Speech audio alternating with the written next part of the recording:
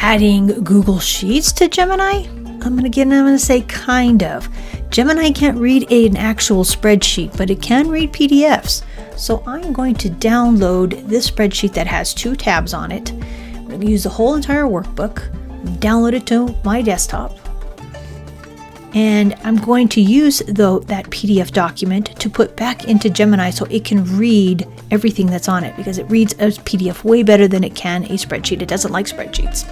So I'm going to go ahead and push the plus sign, and I'm going to find that PDF document. Here it is right here, and I put it in there, and then I'm going to ask the question, which middle school and elementary schools require additional support due to the points? So now it's looking through both of those documents, analyzing them,